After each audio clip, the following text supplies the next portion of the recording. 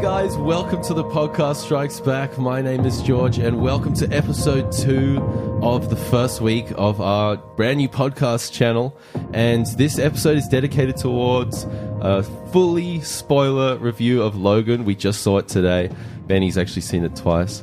And yeah, this is just going to be a free-flowing discussion. We're going to talk about what we liked, what we didn't like, and did you guys have as good time as I did? I trust that what we didn't like discussion is going to be fairly short on this one. I think you're correct. Yeah, I think we all pretty much loved it. Absolutely. I didn't say it twice for no reason. I'm gonna. We'll wait until we get to there, and then we can talk. Connor really hated this one. No, Typical Connor. yeah. No, I didn't hate it. I Trust your old friend Ben. He'll always lead you right. I liked it. I loved it. I thought it was really good. That doesn't mean that it's perfect. There are issues with it that I will talk about. Nitpicky. Such a negative Nancy. We haven't even started discussing the film yet. He's already on about the negatives. No, I'm just, they exist. Let's just go from the beginning of the film. That opening fight sequence, that really roped me in. So much more brutal than I was expecting, actually. I mean, it was MA. I realized that they were going for an R-rating film, but man, guys getting limbs severed off. And They really pushed it. I don't think I've seen anything this violent since The Hateful Eight. And that was even more cartoonish, I think. But I mean, what grabbed me even before the violence started was, that first scene when he walks out and he's stumbling. It's not... First word out of his mouth is fuck. Fuck. No, it's just not a kind of persona that we've seen on the Wolverine before. It's this kind of... But at the same time, defeated. It doesn't feel too far removed. It feels very much like an extension of what's been up there before. He's still grumpy. Oh, yeah. But he's just hurting as well. I think what this film did really well, and I kind of picked up immediately, was it was post-apocalyptic, it was gritty, but the cinematography and the camera work was very composed and Hollywood and had production. It wasn't a lot of handy cam, Paul Greengrass kind of style. It was smooth shots. Obviously, in fight sequences and stuff, it was very visceral.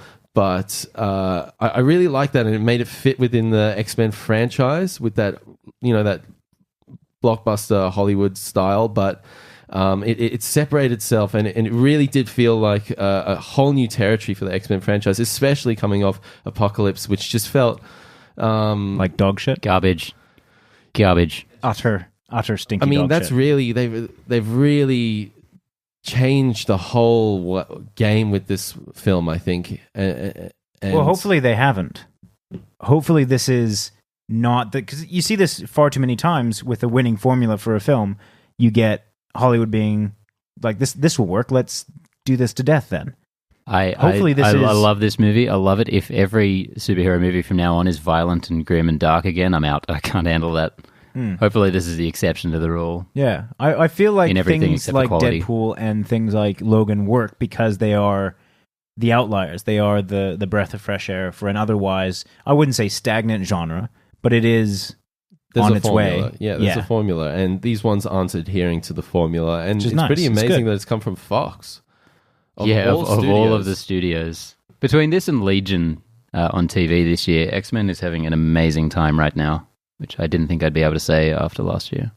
Yeah, they've really corrected the course of the ship, and but continuing with Logan, I thought an amazing component to this film was Patrick Stewart's presence, and especially in that first scene where he's kind of just talking gibberish, and this amazing, majestic man from the other X-Men films is reduced to this, a man, just a man with Alzheimer's. It was harrowing to see that character and that actor like that fall from grace. With like Alzheimer's, it was intense, and it was.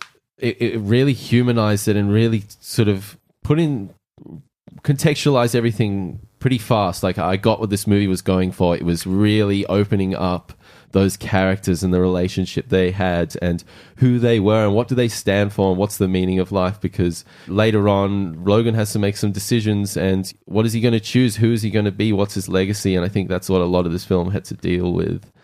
I like just the switched roles. I mean, in every other film, and the dynamic between those two characters has consistently been Logan as the student and Charles Xavier as the teacher. And the first thing we get is Wolverine taking care of Professor X. It's a nice little switch. It's seeing someone who has previously been characterized as having all the answers put into a position where he isn't. And it's so clear right from the beginning, even though we don't know why, that they are all they have left of each other, of the world. Like, it's the X-Men are gone. We don't know where they are or what happened to them. But it's so clear that all Logan has left in this world is Professor X. That's the only part of his old life that's still there, his family. I hate to bring this up so early, being the negative Nancy I am. Did that bother you? That they didn't mention where the X-Men went? Well, they did. What happened to them? They said what happened to him in the movie, eventually. Well, they kind of gave a one-liner. What did they say? Like, oh, we killed them. That's not very much, is it? No, were you talking about the X-Men or mutants in the world? Well, because both of them were explained. What happened Professor to the X-Men? X? Did I miss something? Professor X killed the X-Men at the Westchester incident. That's why he... Did I miss that? Was I just not watching? Evidently you weren't listening to the radio in the car. 7 people died. And then the bit... 7 mutants. 7 mutants. Yeah, they'd mentioned they were actually of the X-Men. Or they said X, and he turns the radio off. That's why Professor X was crying in bed saying, I know what I've done, I remember. That's interesting. I completely missed that. All right, never mind. So I take back that criticism. I completely missed that as well. This is why we need to watch it a second time. Richard E. Grant later in the film mentions how through genetics and those corn syrup drinks that everyone in the world is drinking now, how they bred mutants out. I have missed apparently quite a bit of this film. I was just not paying attention. I caught it the first time that I saw the movie, I'll just have to say. I didn't pick up on that, but that's a really I like cool... the world building in this movie is so subtle and so amazing. And it is, I'll give you that, it is really easy to miss, but I love the way they do it like that. Well, and this was the kind of thing that me and George were talking about when we saw it, is the really subtle world building. I love that scene, which is apparently I missed the main part, but when they're looking at those corn machines, I don't know what you call them. Harvesters, yeah, sure, why not?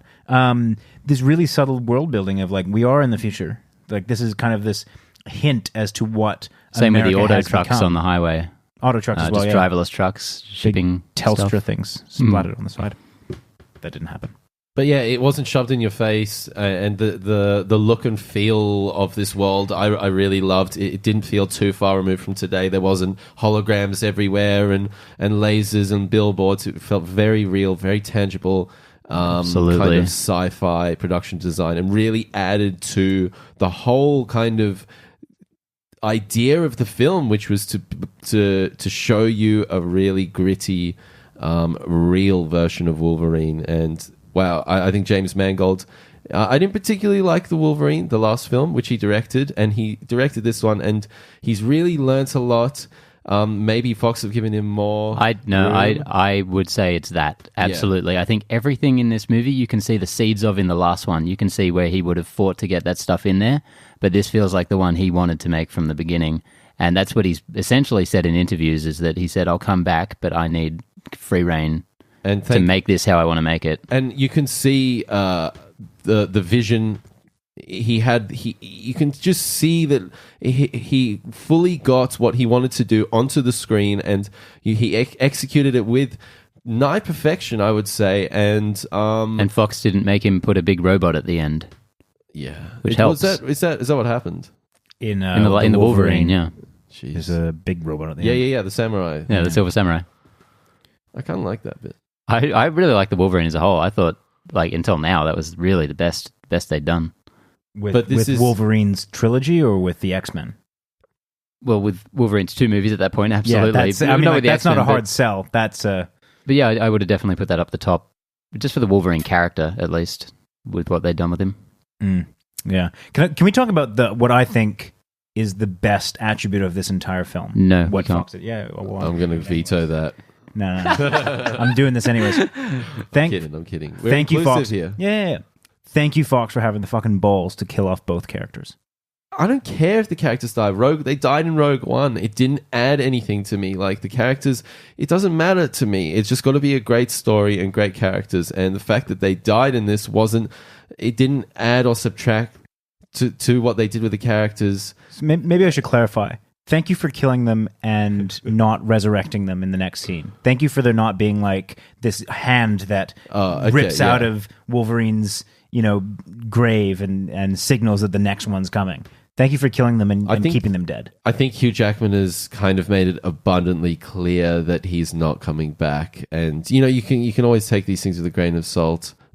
J.J. Abrams Khan, and but I agree. It's a clear cut ending. Roll credits. We didn't stay for a post credit scene. Is there one? Not here. There is apparently a Deadpool one on some cuts of the film. Probably not in Australia anywhere, unfortunately. But yeah, nothing here. Which for a comic book movie to have nothing at the end, that is final. Well, this kind of didn't feel like another comic book film, really. It didn't follow the Not the at all. It structure. certainly didn't wasn't have the Old Man Logan, which everyone Yeah. likes to cite as the inspiration for the film. Very much. I imagine it was. Wasn't Well, it? that there's Logan and he's old. That's about it. And the X-Men are dead, and it's kind of more post-apocalyptic type style. He doesn't get eaten by the Hulk though in the movie. Spoilers. I know you guys were waiting for that one, but well, but this is the thing that I was thinking about with the backstory to where the X-Men went, because in the comic book that people, as you said, like to cite as the inspiration, Wolverine is the one that kills most of the X-Men, unless I'm mistaken. yeah. So exactly. So I was waiting for that. In one timeline out of the 3 million that are in the X-Men franchise. You know Fox is going to do that with this, right? This is just going to be one possible ending to the X-Men out of many. They've been very vague about what continuity this is in, if any. X-Men has no continuity on the big screen. I'm sorry. Thank God, because then we can Zero. just pick and choose and say that one didn't happen, this one didn't happen. Yes. Apocalypse didn't happen. Last Stand. The apocalypse didn't happen, so it's kind of a silly name. Didn't we know that? What this film really reminded me of was that Aronofsky film that got announced 5-10 years ago, and that darker feel that he would have done. Requiem for Your Dream, the gritty film, realistic, and you could tell Darren Aronofsky and Hugh Jackman were really behind that idea, and it never came to fruition. But Well, that's where the Wolverine came from. It it was that set film, in yeah. Japan, wasn't it? But that's a completely different film to what Darren Aronofsky would have done with that storyline. I imagine the reason Much it would Aronofsky be left. more like this. I imagine the reason Aronofsky left is because it would have been the same film that Mangold made. And that's why he didn't want to do it. You're probably right. But yeah, he definitely would have wanted to make something much more like this. And I'm so happy that we finally got that. We've got it. Yeah. That Wolverine fully exposed. He's still got pants on, but fully just a raw insight into Wolverine and where he's come and what actually is his what is his mission in life. I think that I saw a lot of that, and I thought Hugh Jackman really conveyed that. Getting what very is deep right now. well, did you guys feel that? Get a lot of that kind Absolutely. of theme coming through? I've been a Wolverine fanboy for so much of my life. And I've always read more into the character than I think the movie's really presented. I think they've done a very good job with him over the years. But I've always probably loved it even more than a lot of people. But this movie really took it and ran with it and just took it to the next level. Especially in the fight scenes, and one of the best action sequences I thought was that initial one, that raid on their Wolverine's home base. Yeah. And when X-23 comes out with that soldier's head and just chucks it at these Black Ops soldiers, and I was like, this is freaking awesome. That whole sequence was fantastic. Awesome music, by the way. I mean, like, I remember kind of stepping back at one point in this action scene, which is a hard thing to do because you're so engrossed in it. It was really discordant, weird, funky music. Marco Beltrami, right from the beginning, just that little piano theme at the beginning, absolutely beautiful. I thought as well when X-24 killed everyone at the house, the music there was so intense. His clone. Yes, yeah. His terrifying clone. That sequence in particular, I thought they completely nailed it, and it was the first raid. Yeah, first raid. I think every action sequence in the movie was all on the same level, which was both 10, the Logans like going at it 10 out of to 10. each other. Those that is some of the. I just mean, like, if you can have a scene that conveys pure rage, that's it. Like, and it was done so well. You felt it. You felt, I haven't felt so engrossed in it.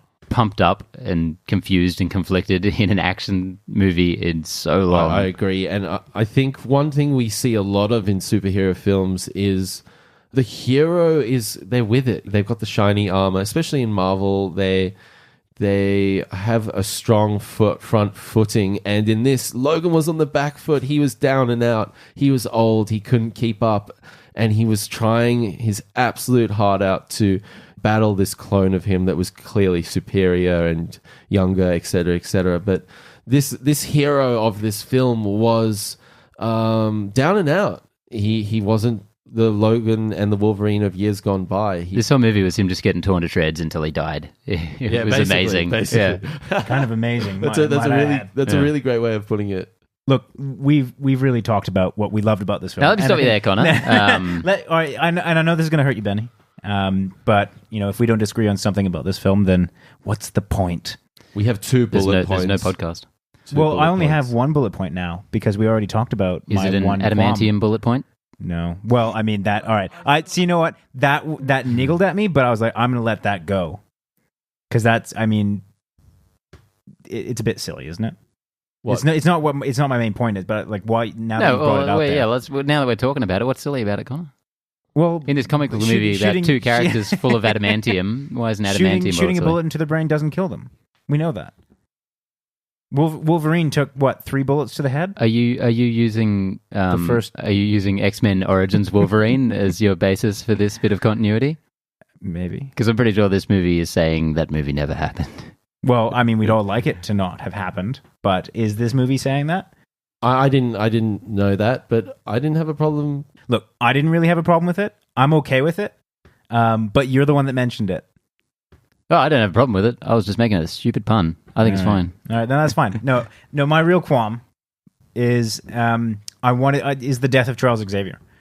I wanted him to go out with more of a bang, or at least, kind of witty smile or something. I don't know. I wanted a little bit more than what I got because I know when you look at that scene, you knew from the get-go this dude's fucked. Some unnamed man walks into the room and Charles Xavier starts talking about how this has been the greatest day of my life. And you're like, well, he's fucked. He's done. Like, that's it. See, I thought that scene was amazing. I did not see it coming.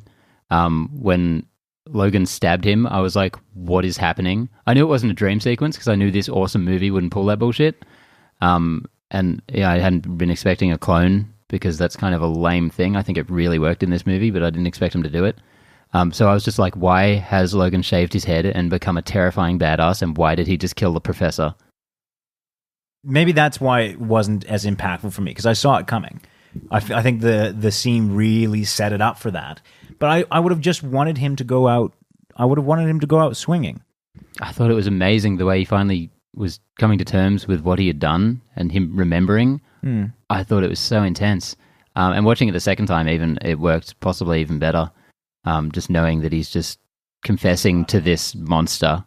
He's talking to no one. And poor little X-23 is just sitting there looking terrified because she has no idea what's happening. And then, yeah.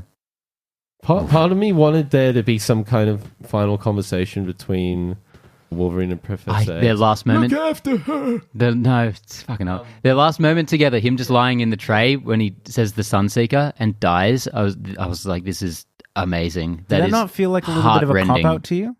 In what way? I mean, I wanted something more than him thinking he was on a boat. I wanted him to give like a little wink or a smile or some kind of... He did. He gave a little smile. He died happy-ish. He was delirious. He thought he was on a goddamn boat. He was. Thank God. That's not... It's brutal enough. What more do you want? What do you want this entire film was Charles kind of having glimmers of the old Charles. Like having this... He's old. He's kind of going out the door. I wanted his last moments to be either something of tremendous power, so he just starts fucking people up, or I wanted it to have him like kind of get one up on the bad guy. Well, when they make a movie called Charles Xavier, then maybe you'll get what you want. This one's about Logan. I know, but I mean, like, this is presumably the last time that Charles Xavier features in one of these films. I don't know if it's Deadpool.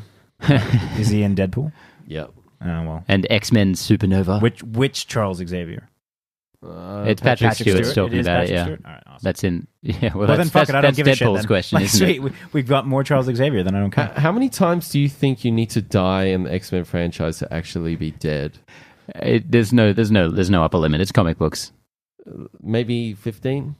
They'll probably do it. I hope so. He'd have to actually physically die, and they just have it on Not camera. just vaporized. Yeah. No, I mean like Patrick Stewart would just have to die. Literally have to die on camera. Yeah, and then they'd probably stop putting him in it.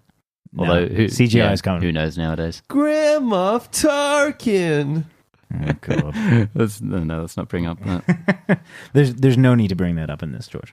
But yeah, I do agree. I think it was done subtly and it wasn't very Hollywoodized, but I would have liked to at the moment just maybe sit a little bit longer on it, another couple more minutes, just taking him that Charles had died. The funeral scene didn't do it for you? I thought that was the so funeral scene, beautiful. He couldn't even get through 2 sentences. Yeah. Which I thought was far more about Logan than it was about Charles Xavier. That wasn't... that didn't bring me I didn't closer realize to you it. were such a Charles Xavier fanboy. I fucking love him. Nobody's favorite character. That's cool, man. Go with that. Yeah, I like these characters that kind of exhibit this all-knowing wisdom, but also frailty. I think they're cool characters. And they don't have hair? And they don't have hair. I have an affinity with him. All right, shut up. You're literally like Patrick Stewart and James McAvoy combined. That's the greatest thing anyone's ever said to me. Thank you. I'm so sorry if that's the greatest thing. I apologize. Sorry. I should have never As if said you it. wouldn't. All right, think about that. As if you wouldn't want the class of Sir Patrick Stewart and the looks of James McAvoy. Yeah, I guess. We're going down a weird road here, guys. So yeah, the only really other complaints I had than possibly Professor X, I think my mind will change it when I see it a second time, but the only other small complaint I had was there was a small little lull in the film that kind of, I was just waiting for it to speed up, and that was around about where Logan decides to take her to Eden and the next... He's falling asleep in the car. The final 45 minutes where it's just him passing out every 10 minutes. Like, I just wanted it to kind of just maybe shave off another 10 minutes in there or something and just speed things up a little bit. But to be honest, the end sequence is so amazing. His send-off at the end is really well done and executed to perfection. And I really liked the ending, the actual end shot where she pulls the cross out of the ground and makes the X and walks off into the forest. And Very hopeful. Very hopeful. And a nice... non-conclusive in a way. Conclusive, but leaves it open to Better continuing days. adventures. Yeah. Speaking of that last Canada. scene, can we talk about that like older discount Draco Malfoy death? Who was that? The main bad guy. Oh, Boyd Holbrook Yeah. as yeah. Donald Pierce. I really liked him. I thought he was he's an really older good in this movie. misguided Actually, Draco the Malfoy. goons in this film I was particularly impressed with. Yeah. They had a little more X factor than normal goons. X Factor. X factor. Very good. That's possibly the best. What did you do there, unintentional George? pun you've done. No, that was. I remember looking at that, and being like, "Oh my god, they're really just kids are straight up torturing." this dude. That was some Lord of the Flies shit. That was terrifying. I thought all of the violence kind of perpetrated on and by children in this was really disturbing. In a really affecting way. Like very well done. Like when all those kids were killing him, it wasn't like a cheer moment because he was horrible and it was great. But it was also like, man, these poor kids, they are weapons. They are monsters in their own way. I didn't get like satisfaction out of that. I think that a lot I of had an people... erection, but yeah, I didn't finish. I love that. I'm not sure how to follow that that up. was just torturous. Like the ice girls, like icing his face off. The weeds are strangling him. The other kids hitting him with lightning. I was like, this guy's going to be dead within 3 seconds, man. You can't take that for long. But yeah, I thought he was really likable for someone who like wasn't overly developed and didn't need to be because it's not about him. But he had a good persona on screen. Yeah, very good, very charming. For me, it He's a wasn't good physical actor. Is it one bit where he fell down the stairs? I thought that was some nice slapstick. But, for me, it wasn't like liking the character and then losing him. It really was about the kind of tone that I think was really well set. And you mentioned it earlier. Just it wasn't this moment of cheer. It wasn't this moment where you're like, yeah, take that, bad guy. It really was. These kids be fucked up. It sort of was a moment of that when those hillbillies came to the house and X-24, the evil clone, came out and absolutely slaughtered them. That was amazing. amazing. Kind of enjoy that. That was bad versus worse. Just bodies everywhere. Oh. We're talking about killing, the bit where in the casino, in the hotel above the casino, where Holy shit. these guys are what just a like scene. paralyzed in the air, and Wolverine's like through the head, through the brain. The thought entered my head, and I'm like, they're not going to do that. But then I'm like, then they did. I'm like, well, they have to. He's going to stop this in a second. They got to get rid of these guys. Yeah. That was. And they went there, and you saw it all. The eye kind of etching towards him. Hardcore penetration. But I think safe to say we all love this film, and bar a few minor grievances, this is one of the best films to come out in the X-Men franchise, in comic book films. I'll put it out there. It was the best X-Men. This is the best film in the X-Men franchise, certainly. I don't think there's probably been just a movie this good in terms of comic book movies since The Dark Knight. It felt like a film. It wasn't a popcorn movie. It was, as the buzzword goes, a breath of fresh air. Breath of the Wild. Breath of dusty, violent air. Yeah, love it. No, loved it. Thought it was great. Highly recommend anyone to see it. And I hope you enjoyed our spoiler discussion. We have another show, our weekly news show. You can tune into that. And next week, we will be talking about something else that I can't remember right now. But it's going to be great. So hit subscribe. It's going to be so good. Hit like. Download that SoundCloud file. And we'll speak to you soon. Bye. Bye. Bye.